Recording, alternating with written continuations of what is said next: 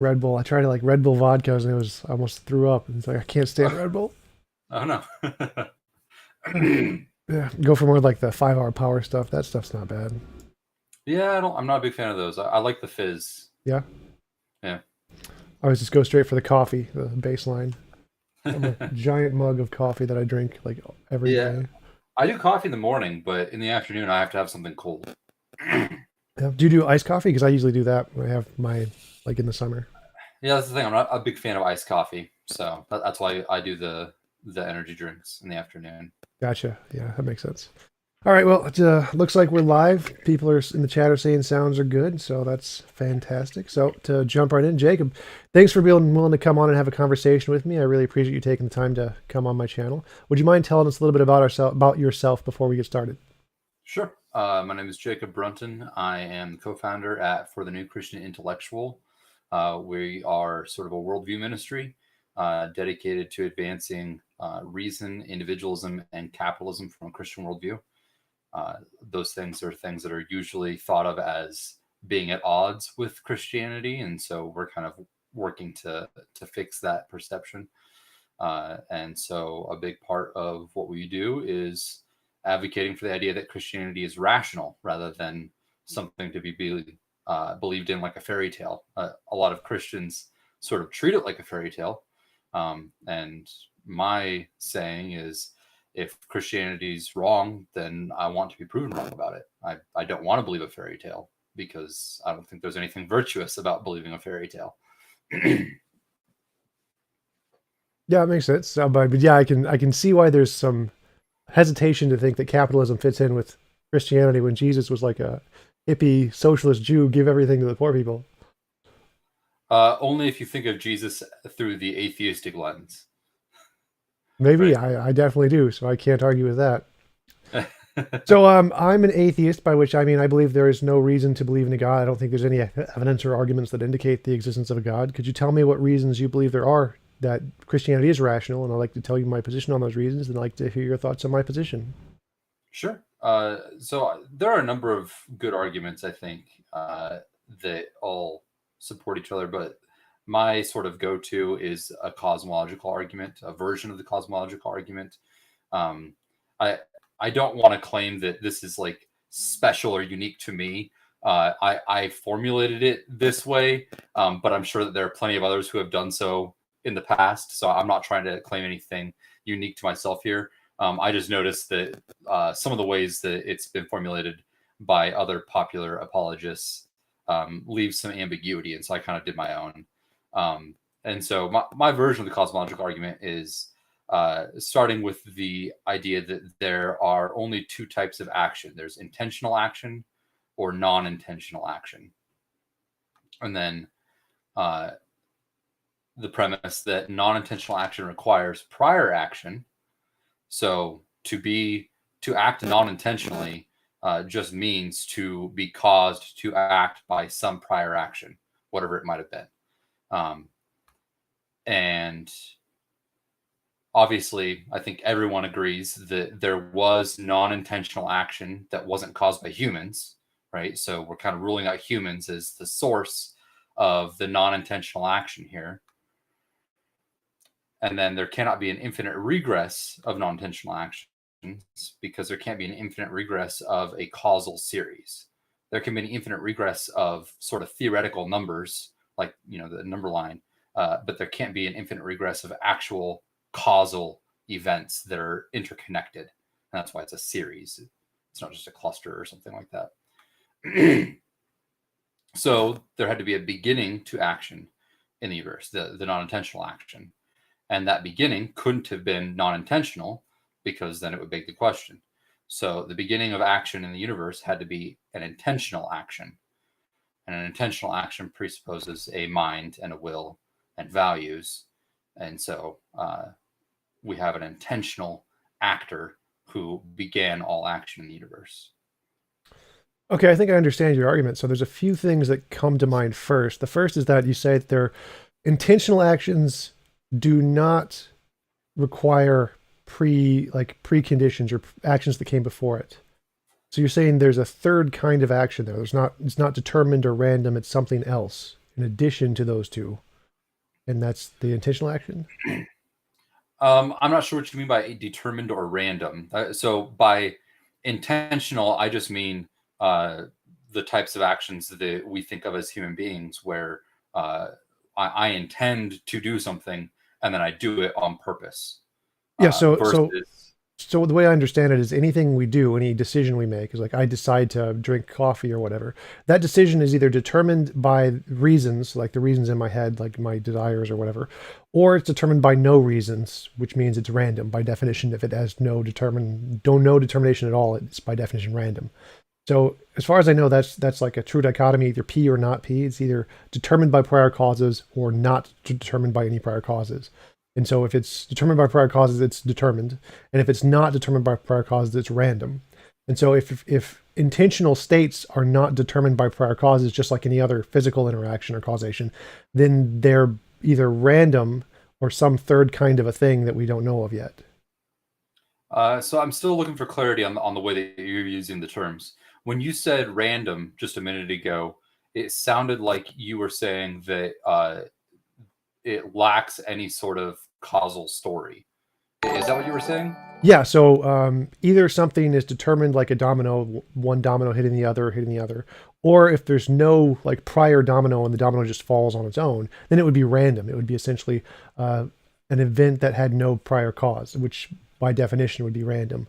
That's just what the definition of random means. It's So in that sense, I don't think that truly random events actually occur, uh, because that would just mean that it would be a causeless action. So what you're referring to as random, I think, or the colloquial use of random, I think definitely exists, and that's where there's no discernible intention behind the cause, right? So it's random in the sense that the earthquake caused the bowling pins to fall over rather than the bowler throwing the ball and causing the bowling pins to fall over.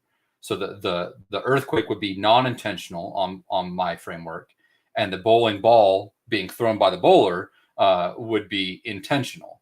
And those are the only two types of action that I think are conceivable. I think the idea of a truly random, causeless action that is neither intentional nor non-intentional just doesn't really seem plausible or conceivable. okay, let me see if I can explain it this way. I see no difference between an intentional cause and a non-intentional cause. Like a non-intentional cause, like a rock falling or whatever, there's two possibilities. Either one, it was determined by prior physical forces, or two, it's like a quantum mechanics where there's this fundamental randomness to it and it just happens due to indeterminate forces in the laws of physics. And so every non-intentional cause is either going to be determined or random. And intentional causes seem to be the exact same. They follow the exact same rules as any physical cause. And either the intentionality was determined by prior motivations and desires or whatever, which determined it to be that thing, that whatever you chose to do, or it had no prior conditions at all, and it was just completely random, just like quantum mechanical things, essentially. So it doesn't seem like there's any fundamental difference between intentional causes and non-intentional causes. They can all do the exact same things and have the exact same limitations. Uh, in that sense, there isn't a difference, but the difference is relevant when we're talking about the nature of the cause, right? So whether it was caused by originating with a will or an intention, a desire. So in this case, we're talking about a person, or if it didn't involve the will, intentions, and desires of a person. And that's relevant just because that's the topic of what we're talking about. We're talking about whether or not the pre-human action in the universe was caused by a person. And so in that sense, the distinction between intentional and non-intentional is relevant. But it sounds like what you're wanting to say is that there's a third alternative, which would basically defeat my argument from the get-go. Oh, not exactly. I wouldn't say that. But keep going. Keep going. I don't want to interrupt you. It sounds like maybe your intention isn't to defeat my argument from the get-go, but it probably would if you were to say, well, no, there's this third alternative of just random action that's neither intentional nor non-intentional, and it doesn't have to have a cause. Because the whole point of the cosmological argument, as I presented it at least, is to say there has to be a cause to each action, and it has to be either intentional or non-intentional. Right. Yeah. So I'm not trying to present a third option there. I mean, I accept that there is fundamentally random things just because that's what the physics says, and I go with the physics on that one. But that was not my specific argument there. I'm going towards the idea that there's no fundamental difference between intentional things and non-intentional things in the fact that whatever caused the universe, it could be intentional, but it could also be non-intentional. And there's no special reason to think it's intentional because anything the intentional cause could do can also be done by non-intentional causes. And anything that non-intentional causes can't do, neither can intentional causes. That's the problem, is that it seems like you're supposing that intentional states have this new property that they can do something that non-intentional states can't do. And I don't see any reason to believe that. I see. So I think we probably are going to need to get into the distinction that you're bringing up then, because in a roundabout way, your third alternative does defeat my argument if it stands. And I don't want to get too detailed.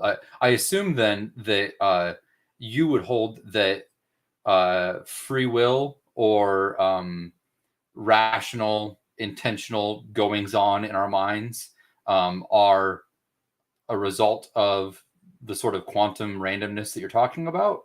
Or would you say that it's an illusion and that free will doesn't really exist? Yeah, exactly. So I'd go with free will is incoherent. I think there can't ever be free will. I think that any action we decide to do, pick up a cup or whatever, is either going to be determined by prior things in our brain, our neurological state, or it's going to be not determined by anything and it's just going to be quantum randomness. And those are the only two logical options.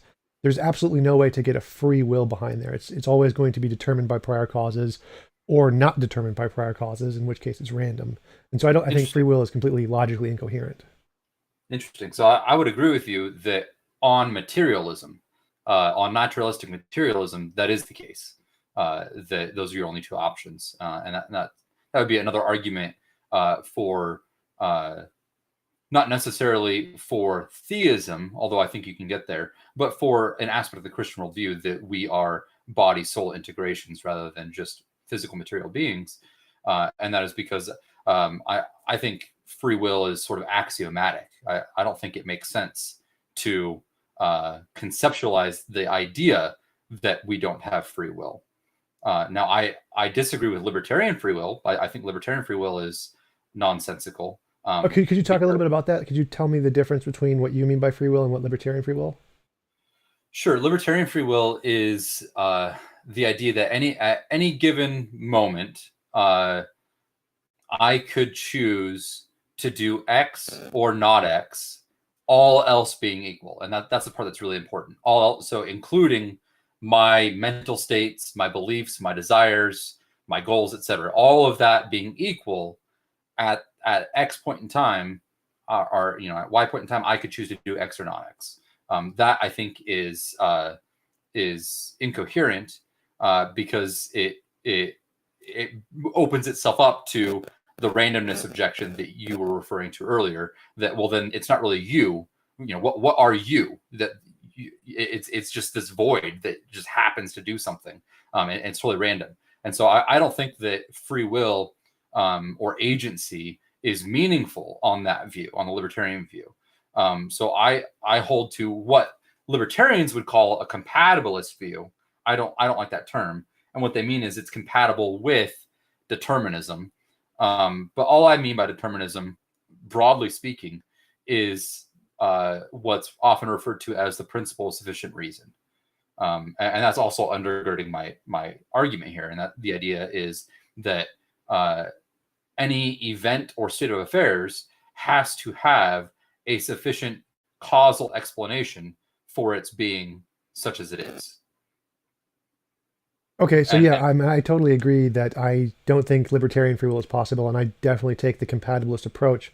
But I've never heard the PSR used in a compatibilist model. I don't know how that applies. Because in most compatibilist models, they're like materialists like me and like Daniel Dennett, who holds that the neurological states in the brain gives us a certain amount of freedom even though they are determined by biology, that amount of freedom we can call compatibilism, which is kind of like the approach I use. But how does the principle of sufficient reason gets you into your kind of free will? I don't see the connection there. So the principle of sufficient reason rules out the libertarian variety of free will. And then the question is, well, what is free will then? And I wrote a paper on this. I recently posted it on academia.edu, so I'll try to share it with you afterward, and it might help to elaborate a little bit more. But the way I approach the whole debate is different from the way that most people approach it, because the way that it's usually approached is free will compatible with determinism or not? And I want to say, hold on. When we try to evaluate what something is, the nature of something, we don't start with whether or not it's compatible with something entirely different, right? So I want to first find out what are the necessary and sufficient conditions for this concept of free will in itself. And then if it happens to be compatible with something else called determinism, so be it. And if it doesn't, then so be it. But we shouldn't start off by defining it as necessarily compatible or incompatible with this other thing called determinism. So I don't approach it that way. I approach it just from what do we mean by free will? And the reason that most people come up with the concept of free will is a couple reasons. One, it seems sort of self-evident that we can induce and introspectively see ourselves functioning in a free will capacity. And so in that sense, it sort of seems self-evident. So it seems like we've got genuine causal powers as agents.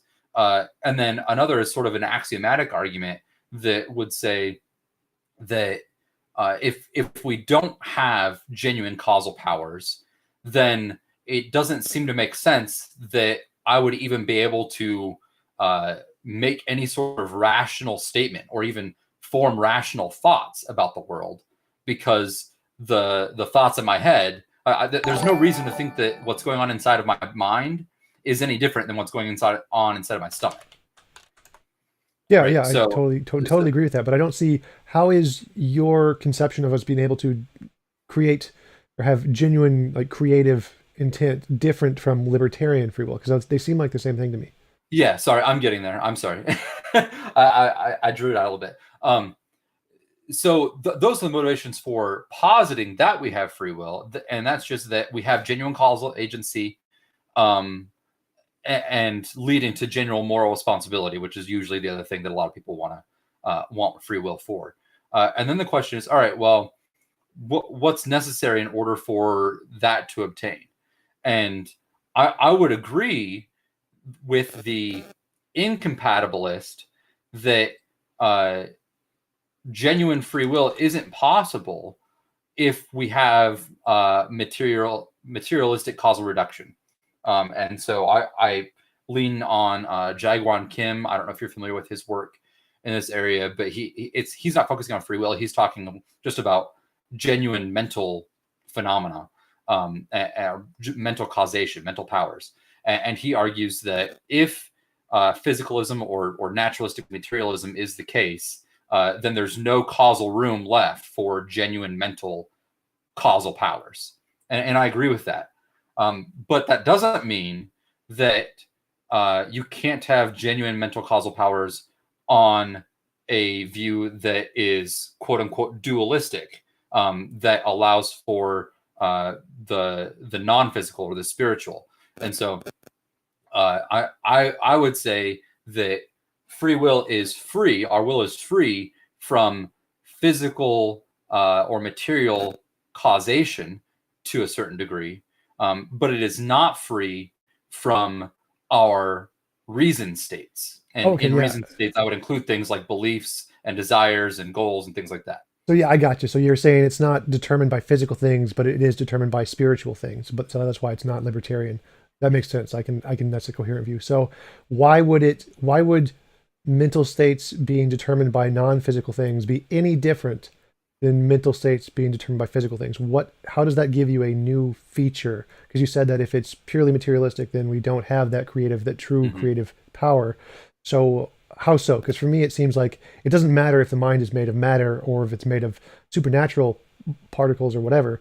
It seems like they're going to get the exact same features no matter what. I don't see a difference of why you think that it being made of a different thing would somehow give it a new property. Yeah, and I get into this in my paper. I think it comes down to what do we mean by the agent or by me or by you, right? When we say it, it's genuinely true that you did this, not that it was caused by some, external thing and you're just a puppet, or it's just an illusion. What do we mean by you? And I don't think that we can mean anything other than what the sum total of your reason states amounts to when we're talking about you as a causal agent. I mean, that's just, it makes the most sense to me when I think about myself as a causal agent. What do I mean when I think to myself, I did this? Well, what I mean is me as the sum total of my beliefs and values and desires and convictions and judgments, and and there's all kinds of stuff that can go into it, but it's sort of a sum total of all of those things come together to form the me that I'm referring to when I'm referring to myself as a causal agent. Now, I believe that I'm more than those things in other respects, but qua causal agent, I think that the agent is causally reducible to those reason states. Right. So I would agree with that. I could say that when referring to me as a person, it would definitely be reducible to my beliefs and ideas and personality and all those things. But I don't see any difference between saying those things are physical fundamentally and those things are mental fundamentally. Like either way, you get the same result. Like it doesn't matter if a dice is made of glass or wood, it's still a dice. It's still going to roll exactly the same. It's still going to function exactly the same. But it doesn't seem to me that if we make the brain and consciousness non-physical, that it adds any new features. It's just you're just changing the material from glass to wood essentially, but all the same limitations seem to apply. I don't see how the supernatural gives you a new feature or has something new that the material doesn't have. Well, to say that the sum total of the chemical reactions in my body resulted in me doing X seems pretty different than the sum total of my judgments, convictions, and beliefs about X resulted in me doing X. Right? The second, I I think you would agree, hopefully, carries a little bit more moral power to it. Maybe so, but I see, like, if we say that the sum total of my beliefs are caused by my brain chemistry versus the sum total of my beliefs are caused by my supernatural chemistry, it seems like the exact same thing. Um, no, well, first of all, I don't think that it's possible for the sum total of your reason states to be a product of your biology. And here I have to defer to Jaegwon Kim's writings, just because I don't recall all of the intricate details right now. But there are some really good arguments, and so maybe we can come back to that, maybe even a different discussion, and Oh, have right. So I'm another not. argument. Yeah, I'm not arguing that. I'm not just presupposing your argument away. So I'm saying that Sure. if we grant the possibility that minds can be supernatural, and we grant the possibility that minds can be natural, just for the sake of argument, it doesn't seem like there's any difference between these two things, other than you're calling them a new kind of thing. Like if I made it a brain out of a computer, like chemical, instead of a biochemical carbon-based life, it's silicon-based computer life. They're still going to have the exact same limitations. They're still going to have the exact same functions. You're not going to add any new functions by making it silicon-based rather than carbon-based. And it seems like the supernatural is a new kind of material in a sense. And you're saying that brains are actually that kind of material instead of this kind of material. But I don't see any reason to think that this new kind of material, like we know nothing about it. We know nothing about the supernatural and how it works. You seem to presuppose that this has new properties that materialism doesn't have, and you suppose that it can solve problems that materialism can't solve. But I see no evidence for that. I see nothing other than it's kind of just an assertion. Like there's this new property called supernatural, and it can do things that material can't do for reasons that I'm just kind of asserting. Like there's no evidence of it, but I'm going to assert it because it feels good. Kind of. That's kind of what it seems like to me. You've just asserted this new property and said it can do new things, but I don't see any reason to believe that. Why would we believe it's has any more or less limitations than physical properties? Well, I'm not saying or claiming that the supernatural properties or the reason states have any fewer limitations. I'm just saying that they mesh much more closely with what we mean by agency than physical or chemical reactions, right? The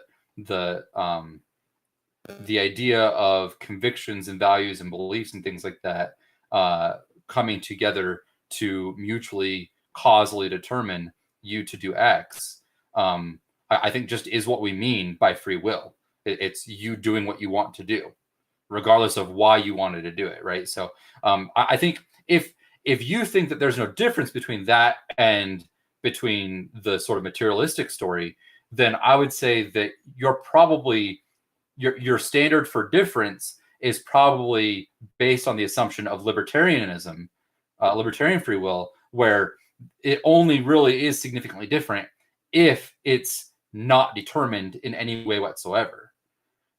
And in Right, that right. I case, see what you're saying. But so here's my contention is that if you haven't shown, because I agree that in the way we use language, just using a direct ontology of saying the thing that we're referring to exists as a thing unto itself meshes onto our language much better. Like Theseus's ship, for example. If we say Theseus's ship is a thing in and of itself, that meshes a lot better than saying Theseus's ship is a comprised part of a bunch of millions of electrons going around protons and neutrons that build up wood and things and all that kind of stuff. It's much more elegant just to say Theseus's ship is a thing in and of itself.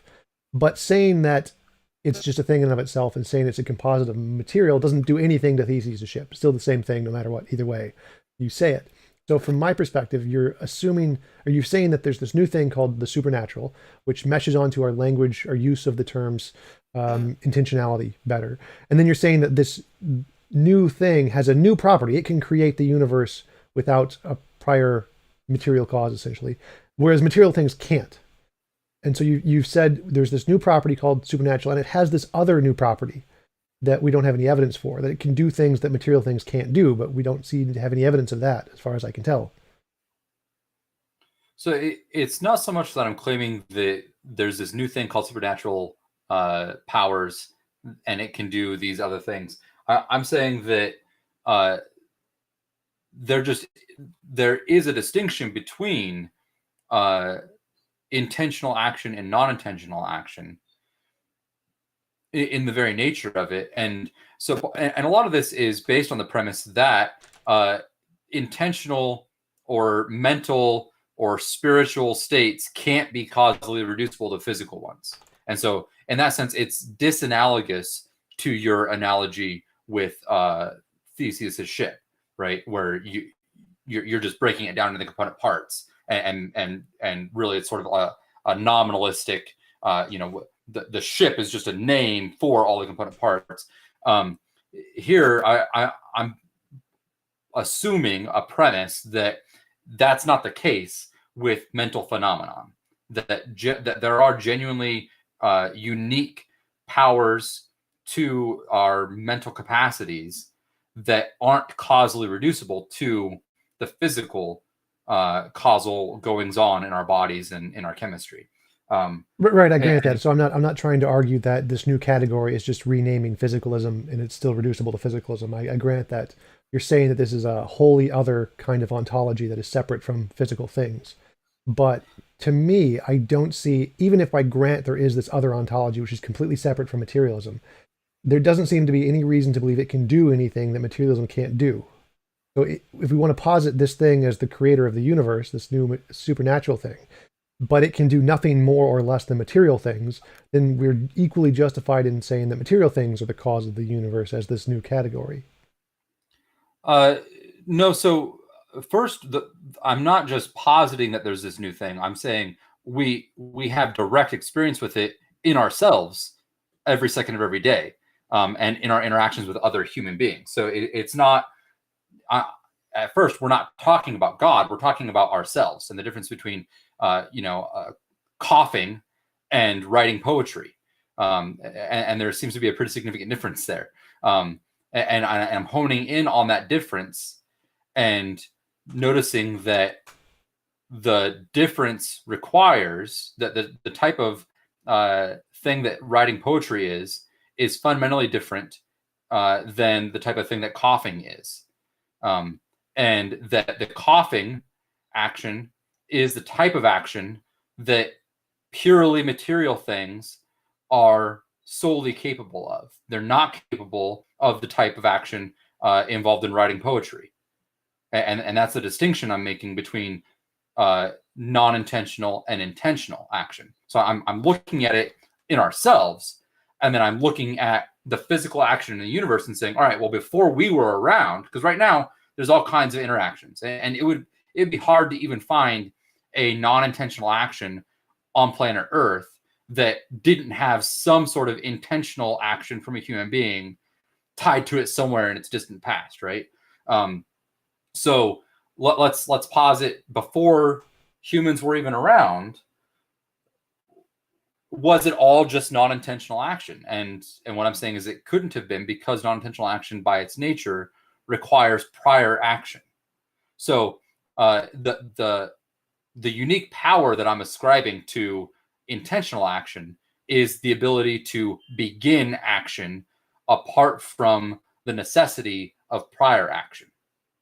Right, and my argument is that seems we can just say the same thing about intentional action, that it requires prior action. Like, why do we assume it doesn't require prior action? And why do we? Why would it? Because the types of causation that are necessary for intentional action are not, they don't rely on prior states of affairs. That they are non-spatial and non-physical. Okay, so you're saying that because it's outside of space-time, then it's no longer contingent on the prior action criterion that you've outlined. Is that it? Yes, or at least it's not contingent on space-time action, which is what we're referring to with non-intentional actions. Okay, so if we could discover a physical particle that could exist outside of space-time, could that have this same property? I don't think that that's conceptually possible. Hypothetically, if it was hypothetically possible that we discovered a particle or natural property or something of the universe that existed outside of space-time, would you say that could also have this property to create the universe? If it had the power to act of its own accord, rather than the power to or rather than being limited to acting only when acted upon. So right, those are the only options. So if it's independent of space-time, because that's what you said, the reason that intentionality could create the universe and particles can't create the universe, the reason that it's not contingent on prior things is because it's outside of space-time, right? The reason that a being with intentionality doesn't depend on prior action for intentional action is because the causal goings on aren't dependent on space-time causation. Okay, so if the causal going-ons are not dependent on space-time causation for the particle, we discover a particle that the causal going-ons for this particle are not dependent on space-time, could it plausibly create the universe as like a competing hypothesis to the intentionality thing? I'm not sure what it would mean. I would just say that it's intentional. It's intentional action. Okay, so if like, suppose there were physicists who discovered theories of particles of things that existed outside of space-time, non-intentional, still again, just nature in motion, essentially, no intentionality behind it. But they existed outside of space-time, so they were equally outside of the causal determination of space-time as your intentionality. Would that be a reasonable counter-argument to your position? No, I don't think that that's even possible. So I grant it for the sake of argument. Say hypothetically if it was possible. Well, I mean, you can't grant a logical impossibility, and that's what I think that is. Okay, that's fair enough. So it's actually been done. We have physical theories of exactly that, emergent spacetime from Sean Carroll and Nima Arkani-Hamad's amplituhedron. So we actually do have physical theories of exactly that, which is why I brought it up. And it seems to me that using theories in physics, which are only combinations of known physics, so everything in physics is just combining known principles, particles, and laws in physics that have already been demonstrated to exist, and they combine them in different ways to create new theories. That is more reasonable to me than believing in adding in new properties that we haven't demonstrated exist, like free will to the supernatural. Like I don't think you mentioned that we experience them every day, but that seems to not work as a compelling argument to anybody who's in psychology, neurology, physics, any kind of scientific field. It seems like that argument is essentially just presupposing free will. We experience it, we're going to label it free will, but it doesn't actually count as evidence for any such free will, which is why the vast majority of philosophers and scientists reject the idea completely. It's not because it's not a coherent definition. It's just saying we experience this thing and we're going to label it free will. You haven't actually given us a definition of what it is at all. So it seems to me that it's more reasonable to go with the physicists who are only using properties of things we have demonstrated exist in reality with testable predictions and are not just imaginary, rather than to go with this new ontology of supernatural things. Would you disagree with that? Yes, although I mean, not in the way that you said it. I would characterize it differently. Obviously, my characterization of it would be, first of all, and I think this is what it's going to boil down to, because of your rejection of the reality of genuine mental states that aren't causally reducible. I mean, like I said, it turns out so that it ends up basically undermining the rest of the argument. My reason for believing in free will isn't so much that we introspectively see it. I think that there are good arguments based on that, but I can see why it seems shaky. I think the better argument is a sort of axiomatic argument that if there's no fundamental difference between what's going on in my mind and what's going on in my stomach, then I've got no reason to believe even that idea is true. So it's self-defeating. It would What do you be mean? like, Because from my understanding, like the fact that they both are physical processes doesn't mean there isn't a difference. So the fact, like we can have physical processes that create oceans and physical processes that create stars, but they're clearly different things. So, but can we have physical processes that accurately correspond to the facts of reality sure, why in not? a conceptual way? Sure, why not? Why wouldn't we be able to? Because of the nature of concepts. Concepts are fundamentally mental entities. They can't be reducible to physical phenomenon. I don't think anyone in neurology or psychology agrees with that, because from my understanding, concepts are just neurological processes. They do just different kinds of brain chemistry. But the question is can those different kinds of brain chemistry correspond to reality? And the answer should be yes. I don't see why they couldn't. Like I can imagine a universe with a unicorn in it, and that unicorn may or may not correspond to reality. And so it seems possible that even if it is purely brain chemistry, that those things could correspond to reality, like by random chance, even alone, just by saying we just imagine a whole bunch of different worlds. One of them is going to be reality. So one of the ideas in our head is going to correspond to reality. Why wouldn't our brain chemistry be able to correspond to reality? So you're equivocating between brain chemistry and what you're positing is caused by the brain chemistry there. So your idea is that the brain chemistry causes you to think of a unicorn, but the thinking of the unicorn is the conceptual act that I'm talking about, Right. and not the brain chemistry itself, right?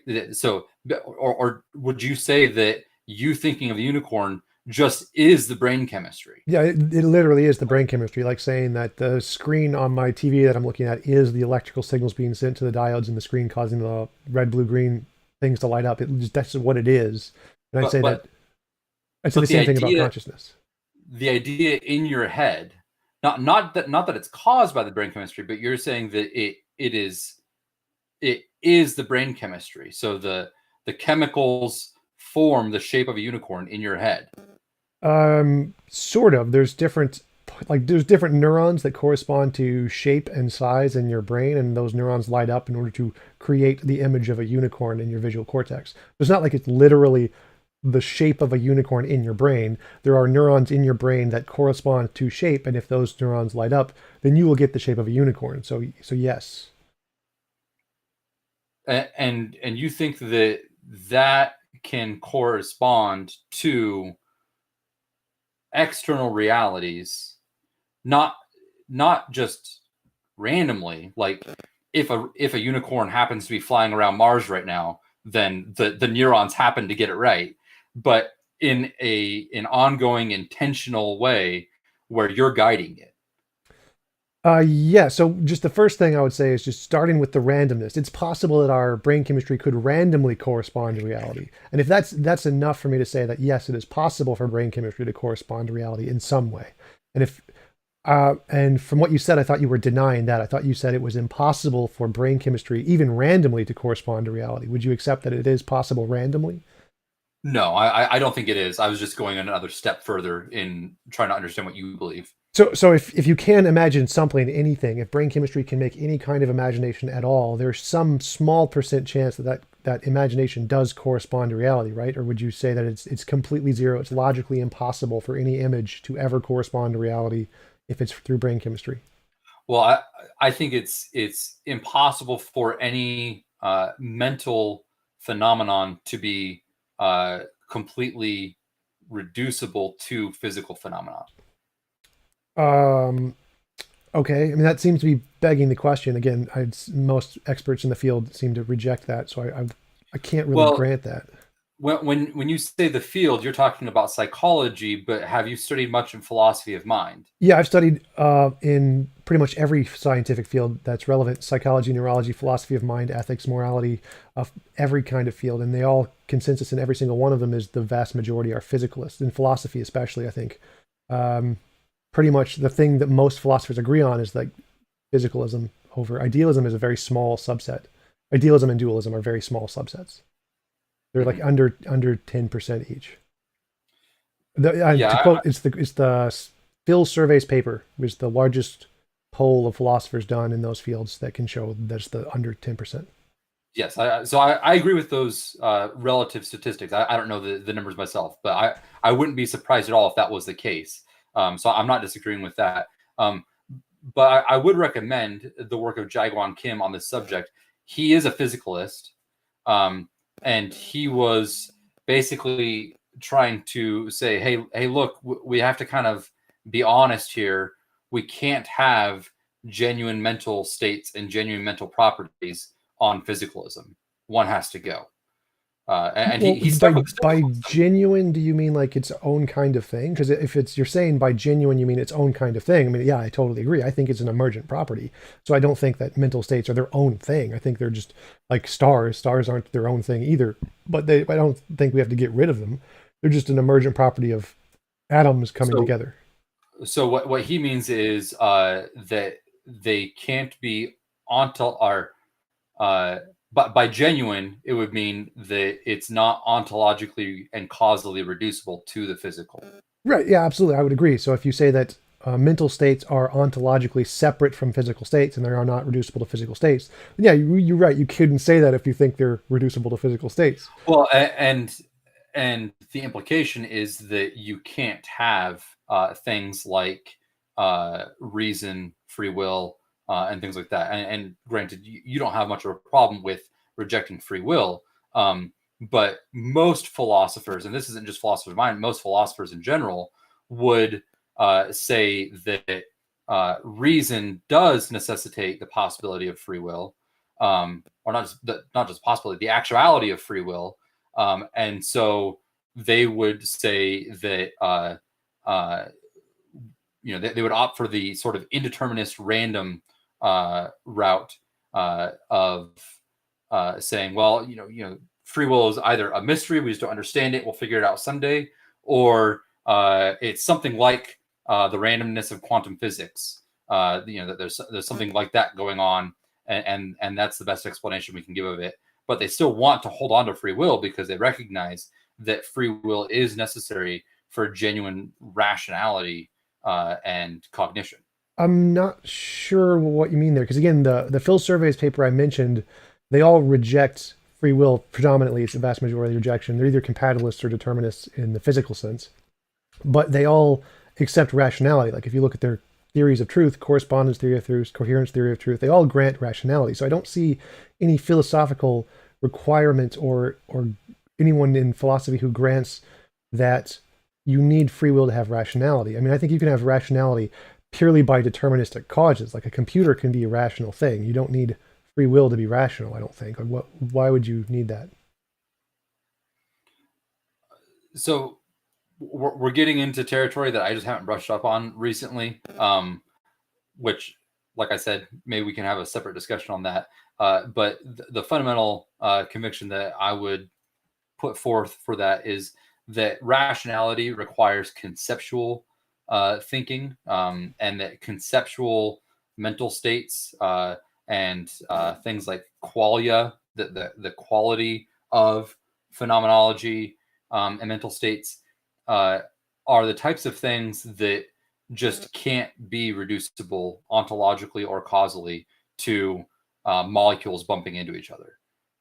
Why would we need that second thing for rationality? Because again, I think we can have rationality, just a calculator can be rational. Like, why would we need that second state to be rational? Why do we need that conceptual second category at all? What do you Well, mean by rationality? everything that you're submitting as a example of rationality is something that has been created by humans. So I'm referring to the cognitive mental process that goes into forming a proposition about reality, which, and then that times a million on the complexity scale goes into building something like a calculator or a computer.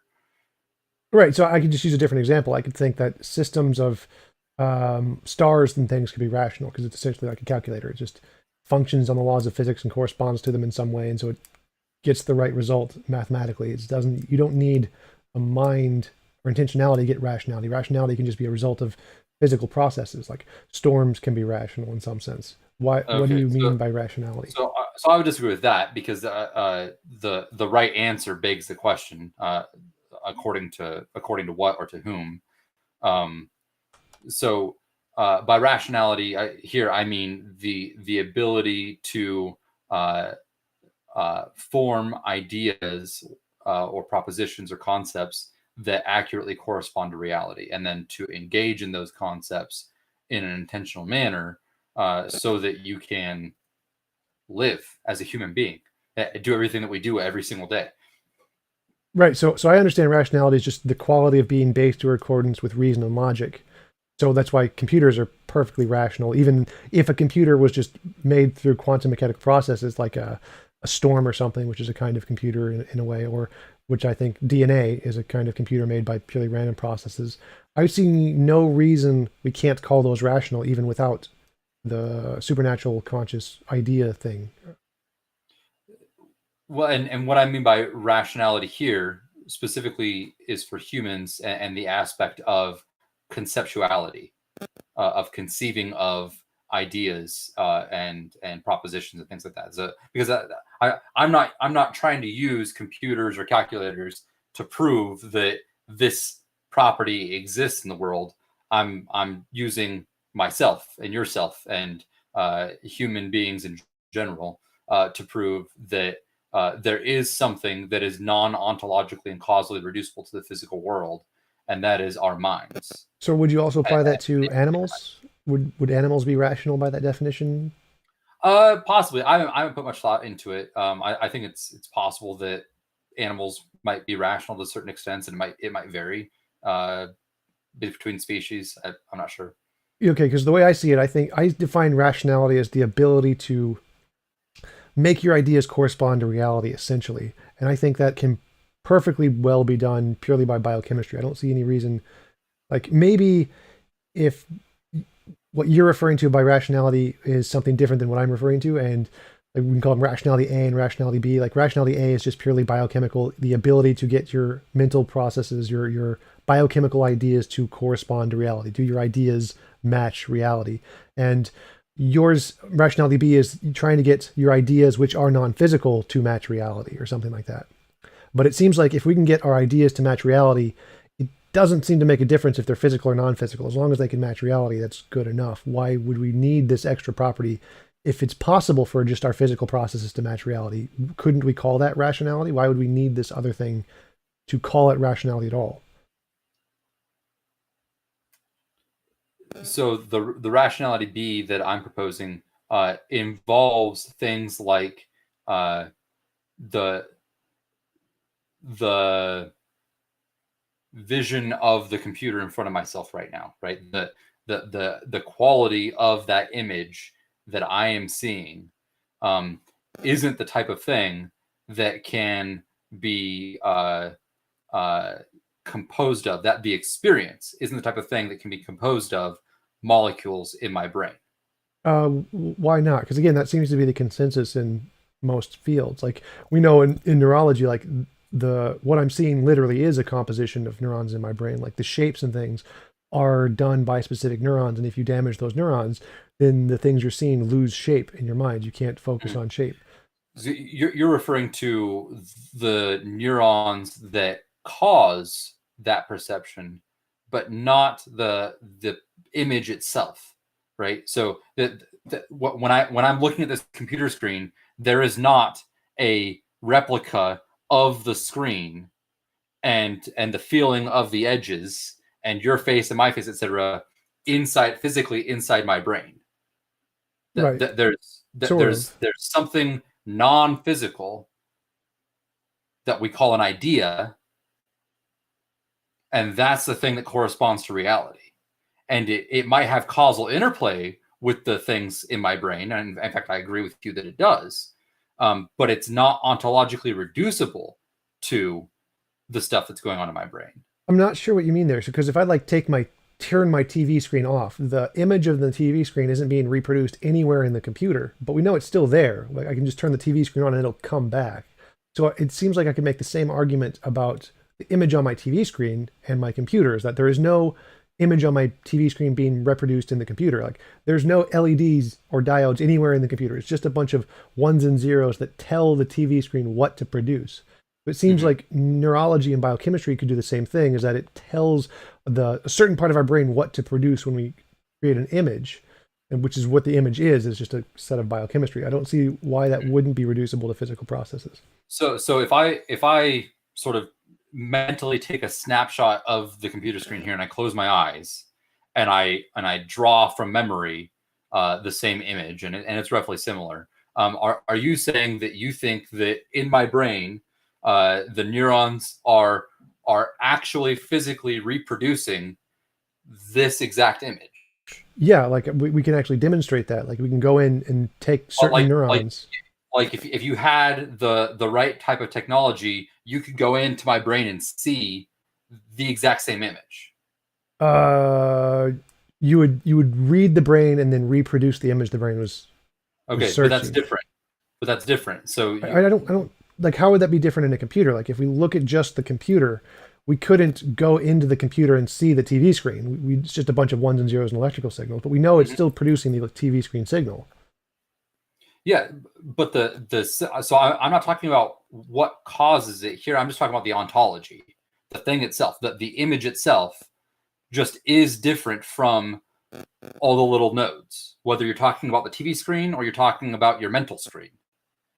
The image itself, the quality of the image itself, the shades of color, the dimensions, all of those things, the shadows, none of those things are ontologically reducible to neurons. They just are qualitatively completely different. They're completely other. I'm not sure I follow. So like if I take a CD and I put a CD into a computer and it plays music, like the music isn't ontologically reducible to the CD. Like you can't find the sound waves hidden in the CD anywhere. But we know that the CD creates the correct signal to produce the sound. Yeah. So it seems to me that the same thing applies to consciousness, is that sound is a function of the brain. It is the collection of the neurons acting together as a systematic process, which is the image. The image is that systematic process. Like literally, that's what it causes it. Yeah. But notice you're saying that in the CD analogy, the CD is analogous to our brain neurons, and maybe the CD and the CD player and the speakers combined. The whole apparatus combined is analogous. And then the sounds coming out of the speaker are analogous to the mental states that we're talking about.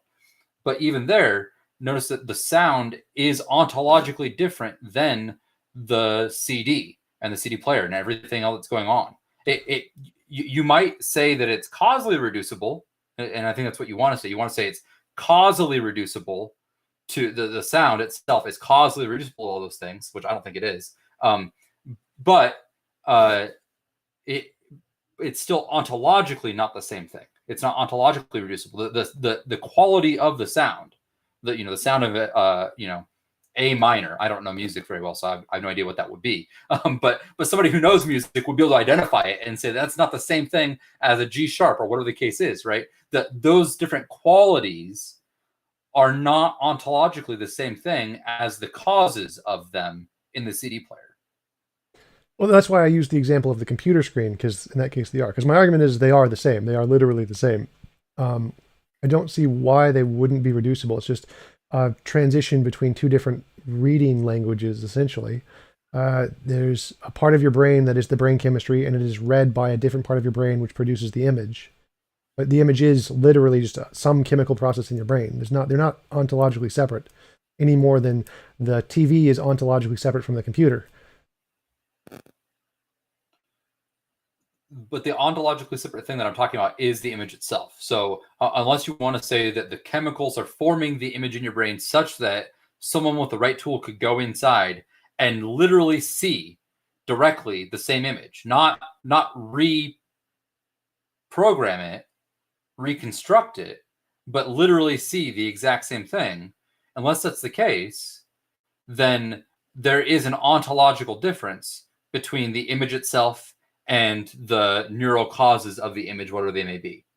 I don't see that. So for example, take the computer screen example again. If I turn off the screen, the computer works just fine. It knows everything that's on the screen. It can interact with the things on the screen. It can memorize where they are.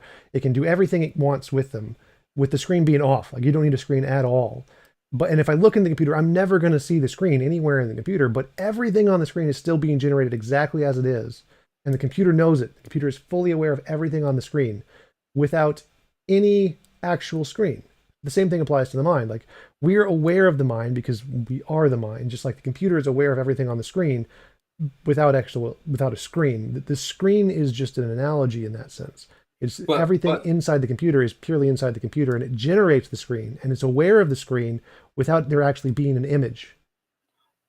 But that's one of the key differences, though, is the computer can't see the image the way that we can.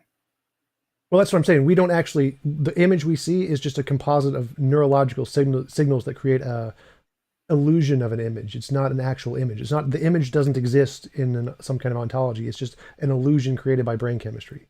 Okay, but whatever the illusion is, the quality of experiencing that illusion is something that a computer can't experience. Well, I think that'll be demonstrated false when we get AI. I don't see why it wouldn't be able to. Okay, so, well, if it was able to, then it wouldn't be much different than what you're claiming right now about the brain and brain chemistry. We're still talking about something qualitatively different, which means that it has to be ontologically different. Well, that's the good way to phrase it. I don't think any kind of qualitative difference demands an ontological difference. That is not the case. It's like two sides of the same coin. You don't need an ontological difference to demonstrate there is a qualitative difference between some particular thing. Like, we know that there's suns have different effects on, if you're a massive body like the Earth, well, then you're going to be affected by the gravity of the sun. But if you're an electron, then you're not going to be affected by the gravity of the sun at all. So there's different qualitative effects that the sun has dependent upon what you are, an Earth or an electron, even though there's no ontological difference in the sun and how it affects the electron of the Earth. It's the same thing either way. So for me, I'm saying that brain chemistry is ontologically the same thing, even though there's qualitative difference between the scope of what we're talking about, whether it's a perception of an image or the biochemistry, which is the same thing, it's just from a different perspective. All right, well, I think we're probably going to have to end it there. Fair enough, yeah. Yeah, we've been going for about an hour. I think that was the scheduled time. So yeah, it was an interesting conversation. Thanks for coming on. I really appreciate you taking the time to have a conversation. Yeah, thank you. And like I said, maybe I'll brush up on my philosophy of mind stuff, and we can have another conversation as a follow-up later. Yeah, for sure. And send me your paper and the one by the guy's name who I definitely will not be able to pronounce. Jaegwon Kim. Yeah. Thanks. I'll send it. Talk to you later.